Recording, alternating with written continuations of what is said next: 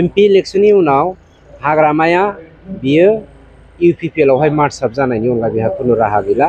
मानोना बिनि सायाव बेलेग धरननि मोनसे बारहुंखा फैगासिनो दं। 2020 मायथाइनि 15 डिसेम्बर खालि मानव गेदेर प्रमद बर' बिथांनि दैदेननायाव जोंनि UPPL सरकारा BTR आव गायसनजादों आरो फैगौ 15 अक्ट'आव जोंनि सरकार गायसन सान जागोन।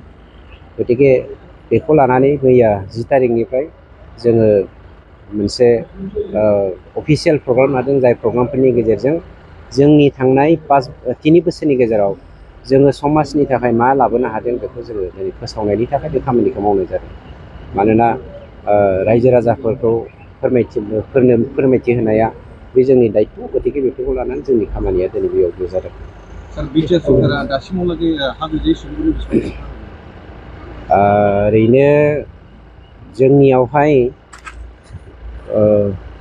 60% बांसिन मानसिया दाबो हा गैया BTR आव। आं केवल बर'निखौल' बुङाखै बेवहाय, गासैबो जाथि जनगोष्ठीखौ लानानै। गतिके बे 60% हा गैजायै मानसिफोरनो हा होनायनि दायित्वखौ जों बोसोरबानि गेजेराव 100% होनो नाजागासिनोबो दङ। जोङो आसा दङ 100% नङाबाबो 80-90%नि गेजेराव जों बेखौ मावथारगोन। मानोना थांनाय बोसोरथामनि गेजेराव जोङो दासिम 86,470 न'खरनो जोङो हा पाट्टा राननानै होबाय।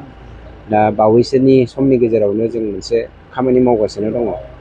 खोब एमेजिंलि जोङो 1 लाखसो फेमिलिनो जोङो हा पाट्टा होनायनि थाखाय थिरांथा खालामदों।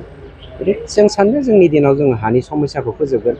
हानि थाखायनो जोंनि गेजेराव बिदा फंबायनि नांलायलायनाय बुलायलायनाय, हानि थाखायनो जातिजों जाति एना-एनि, हानि थाखायनो ब्लाड सेड, बेफोरखौ जों फोजोबनानै सान्तिखौ जुगामि गायसननायनि थांखिजोंनो जोंनि हाबाफारि। सार BPF दोलोआ दासिमाव लाइमोनफोरखौ लानानै, फरायफुनाय लाइमोनफोरखौ लानानै जयनिं हाबाफारि लागासिनो दं। बेनि सायाव मा बुंनो सानो? जेब्ला मानसिया दै बानायाव बा दैनि दाहाराव बुसोमजानानै गब'नानै थैनोसै जायो, बे समाव मानसिया मेथेखायाव हमग्रांलाय, बहाबा बेमफोराव हमग्रांलाय बेफोरबायदि खालामो। हाग्रामानि बे अबस्था। मानोना भट आइडि गैयै जोहोलावजोफोरखौ लानानै, जायखौ लानानै जोंनि बड'फा इउएन ब्रह्म बिथाङा गावनि सानस्रिजों, मोनसे महान गेदेमा सानस्रिजों दिनै हारि दाखांनायनि, गेरेमसा हारि दानायनि बाथ्रा बुंदों।